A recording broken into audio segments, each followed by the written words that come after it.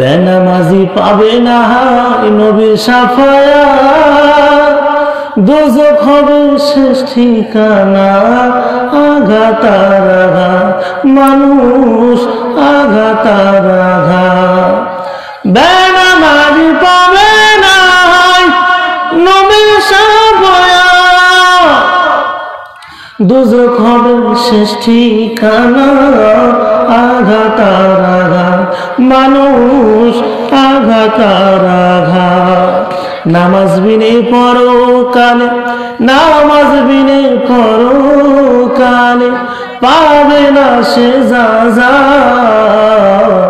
এমনও তো হতে পারে জোহরে জানাজা, এমনও তো হতে পারে জোহরে জানাজা। কেমন করে ঘুমাও তুমি, কেমন করে ঘুমাও তুমি, ফজর করে কাজা। এমনও তো হতে পারে জোহরে জানাজা মানুষ, এমনও তো হতে পারে জোহরে জানাজা মানুষ, এমনও তো হতে পারে আসরে জানাজা। ঠিক কিনা বলেন? হতে পারে না? আমি তো আপনি ঘুমাইতেছি, মনে হচ্ছে আর 300 বছর বাঁচবো, আজকে শেষ না, আগামীকাল নামাজ পড়বো, বলি কিনা? এই মাঝে মাঝে বলি, আমি বলতেছি কাল থেকে নামাজ পড়বো, আরে ভাই আজকেও তো আমার দিনের শেষ দিন হতে পারে, পারে কিনা বলেন? হতে পারে না বলেন? আপনি জানেন না আল্লাহ কত মায়া করে আমারে আপনার বানাইছে, কত মায়া করে বানাইছে। সাধারণত দেখবেন ছেলে মারা যায়, পিতা দাফন দেয়, দেয় না? বাবা মারা গেছে, সন্তান দাফন দেয়, কিন্তু মা কেন যায় না? মা কেন যায় না? যদি মা সন্তানকে দাফন করার জন্য কবরে নামতো, ওই মা আর উঠতে পারতো না, ওখানে স্ট্রোক করে মারা যেত। কেন? কারণ মায়ের মধ্যে সন্তানের কি আছে? মহব্বত, ভালোবাসা আছে। তার চাইতে বড় মহব্বত আমার আল্লাহর আছে, বলেন সুবহানাল্লাহ। আল্লাহ বলে, বান্দা ফিরে আয়, ফিরে আয়, সারা রাত্র ঘুমাইলি, আমার বড় ইচ্ছা হয় তোর সাথে কথা বলার। কি বলার? আল্লাহর সাথে কথা কিসে হয়? নামাজে হয়। কিসে হয়? কিসে হয় বলেন? একমাত্র নামাজে আল্লাহর সাথে কথা হয়। কার সাথে? যখন কোন বান্দা কোরআন তেলাওয়াত করবে, সে স্বয়ং আল্লাহর সাথে কথা বলবে, বলেন সুবহানাল্লাহ। আল্লাহ রাব্বুল আলামিন বলেন, হে বান্দা তুমি তো সারা রাত আমার সাথে যোগাযোগ করো নাই, কথা বলো নাই, আমার মন তো মানে না। তুমি তাড়াতাড়ি ফজর নামাজে আসো, আমি আল্লাহ তোমার সাথে কথা বলবো, বলেন সুবহানাল্লাহ। যখন ফজরের নামাজে আল্লাহর সাথে কথা বললাম, মাঝখানে কিন্তু কথা নাই, কথা হবে জোহরের সময়। আল্লাহ আবার ডাকতেছে, বান্দা সেই ফজরের সময় তোমার সাথে কথা বললাম, এখন আমি আবার তোমার সাথে কথা বলতে চাই, কথা বলতে চাই, তুমি আমার সাথে কথা বলতে চলে আসো। যখন আমি আপনি জোহরের নামাজে দাঁড়াইলাম, আল্লাহর সাথে কথা বললাম, আল্লাহর সাথে কথা বলার পর আমার মাঝখানের সময়টা কিন্তু আল্লাহ আমার দিয়ে দিল। তোমার স্ত্রীর সন্তান আছে, তোমার কাজ আছে, কাজ করো। মাঝখান থেকে আল্লাহ বলছে, বান্দা তুমি কখন আমাকে সিজদা করবা আর কখন তুমি আমার সাথে কথা বলবা, তখন আমার কুদরতি অন্তর শীতল হয়ে যাবে, বলেন সুবহানাল্লাহ। আল্লাহ ডাকেন। এই মাঝে মাঝে বলি, আল্লাহ তো আমারে সিজদাও না, আল্লাহ আমারে আপনারে কথা বলার জন্য ডাকে। কি জন্য? নামাজের কি জন্য? কথা বলার জন্য। জোহর পড়লাম, আসর পড়লাম, মাগরিব পড়লাম, পড়ে কিনা বলেন? আল্লাহ কথা বলে না? আল্লাহ কথা। কিন্তু আমি বাঙালি, আমরা কথা বলতে রাজি না। কথা বলতে রাজি না।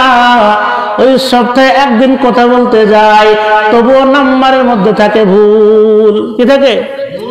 হযরতে মুসা পয়গম্বর জিনার জামানায় এক জেনাকারিনী ছিল, এক জেনাকারিনী মহিলা ছিল। কি ছিল? কথা বুঝেন? ভালো লাগে না খারাপ লাগে? ভালো লাগে। হাসা কথা না মিশা কথা? হ্যাঁ, অন্তর থেকে বলতেছেন না মুখ থেকে বলতেছেন? অন্তর থেকে। তো আল্লাহ কবুল করেন না, আমিন। হযরত মুসা পয়গম্বরের জামানায় এক নারী ছিল ব্যভিচারিণী, খারাপ মহিলা, নষ্টা মহিলা। জিনা করার দ্বারা পেটে বাচ্চা আসছে। আসার পর যখন দুনিয়ায় শিশুটা ভূমিষ্ঠ হয়েছে, জন্মগ্রহণ করছে, জন্মগ্রহণ করার পর এই বাচ্চাকে দুই পা ধরছে। কি ধরছে? এই দুই পা ধরে টেনে ছিঁড়ে ফেলছে। এই ছিঁড়ে ফেলার পর পরিশেষে গেছে মুসা নবীর কাছে, বলছে, ও আল্লাহর নবী পয়গম্বর, আমি আপনার কাছে এসেছি একটা মাসআলা জানার জন্য। আমি তো আল্লাহর দরবারে অনেক বড় গুনাহ করেছি, অনেক বড় গুনাহ করেছি। আল্লাহকে আমার এই গুনাহ মাফ করবেনি? হযরত মুসা নবী বলেন, তুমি কি গুনাহ করেছো বলো? আল্লাহ তো রহমান, আল্লাহ তো রহিম, আল্লাহ তো গফফার, আল্লাহ সকল পাপীকে মাফ করতে পারেন। সুবহানাল্লাহ। সেই মহিলা বলছে, নবী গো, আমি বিশাল অন্যায় করেছি, এক তো খারাপ কাজ করেছি, জিনা করেছি। এই জিনা করার পর একটা বাচ্চা দুনিয়া আসছে, সেই বাচ্চাকে আমি দুই পা ধরে ছিঁড়ে ফেলেছি, অন্যায় করেছি। কি করেছি? কারণ এই বাচ্চা যদি বড় হইতো, এ তো যার সন্তান, এই সন্তানটা অবশ্যই বড় হইয়া নবীকে গালি দিত, ইসলামের বিপক্ষে কথা বলতো, আলেম ওলামাকে গালি দিত। এই জন্য আগে আমি ছিঁড়ে ফেলছি। নবী গো, এখন আপনি আমারে বলেন, আল্লাহকে আমার এই দুইটা গুনাহকে মাফ করবেনি? হযরত মুসা পয়গম্বর সঙ্গে সঙ্গে বলছে, তুমি দূর হও, দূর হও, চলে যাও, চলে যাও। তুমি বিশাল অন্যায় করেছো।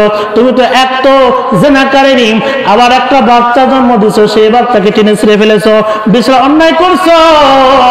আল্লাহ তোমার এই অন্যায়, এই গুনাহকে কখনোই মাফ করবে না। কি করবে না? আপনারা কোন দিক থেকে আছেন? আল্লাহ কি করবে না? মাফ করবে না। সঙ্গে সঙ্গে আল্লাহ পাক রব্বুল আলামিন ওহী দিলেন, হে মুসা, তুমি মনে করতেছো এই মহিলাটা বড় গুনাহগার, কি বড় পাপী, তার মতো গুনাহগার কেউ নাই। তবে বাংলার জমিনে, পৃথিবীর বুকে এই নারীর থেকে, এই মহিলার থেকেও বড় গুনাহগার আছে। মুসা, তুমি কি জানতে চাও? কি কয়? জিনা করছে, বাচ্চা হয়েছে, তাকে টেনে ছিঁড়ে ফেলছে, হত্যা করছে, এর চাইতে বড় গুনাহগার আছে। এর চাইতে শুনতে চান কি? শুনবেন? কে হাত তুলেন? শুনবেন? কে হাত তুলেন? ওই দেন হাত তুলে নাই মানে শুনবে না। শুনবেন তো? শোনার আগে একটা কথা রাখতে হবে, আমি যেটা বলবো এটা মানতে হবে। মানবেন কিনা বলেন? তুই মানতে চান, দুইটা হাত টান টান করে দেখায় দেন। হযরত মুসা পয়গম্বর আল্লাহ রাব্বুল আলামিনকে বলেন, আল্লাহ গো, কোন জিনিসে এর চাইতে বড় মহাপাপ? আল্লাহ রাব্বুল আলামিন বললেন, এই মহিলার জিনাকারিনী এই বাচ্চাকে হত্যা করেছে, তার চাইতে বড় গুনাহগার যে নামাজ ত্যাগ করেছে। নাউজুবিল্লাহ। এখন বলেন, এখান থেকে তওবা করেন, জীবন নামাজ ত্যাগ করবো না। হাত তুলেন, বলেন জীবনে নামাজ ত্যাগ করবো না। অনেকেই বলতেছে না, কি হলো বলেন? এই জিনাকারিনী, এই জিনাকারিনী কথা বুঝেন, জিনা করছে, আবার বাচ্চা হয়েছে, তার চাইতে বড় খারাপ কে? বেনামাজি। কে? তা বেনামাজি হওয়া যাবে কি? নামাজি হব না বেনামাজি হব? কি হব? কি হব বলেন? হাসা কথা তো না মিছা কথা কইতেছেন? হুজুর, এখন তো শুধু হাত না, আপনার জন্য হ্যাঁ বলার জন্য পাও তুলতে পারি, এটা কিন্তু না। অনেকে আছে মানে আন্দাজে, হ্যাঁ বুঝেন নাই, কথা বুঝেন। নামাজ ত্যাগ করা যাবে? কত বড় গুনাহগার, কত বড় গুনার কথা চিন্তা করেন। তাহলে আমাদের নামাজ ত্যাগ করা যাবে? বলেন যাবে? কখনো নামাজ ত্যাগ করবো না। পর্দালে মা বোন যারা আছেন সবাইকে বলতেছি, আপনারা নামাজ ত্যাগ করবেন না, নামাজ ত্যাগ কখনোই করবেন না। কারণ নামাজ এটা একটা মৌলিক ইবাদত, একমাত্র আল্লাহর নৈকট্য হাসিল করার জন্য নামাজই আমার আপনার মাধ্যম। বলেন সুবহানাল্লাহ। কি মাধ্যম? মনে আছে কবরের কথা? মনে আছে না ভুলে গেছেন? ভুলে গেছেন? হ্যাঁ।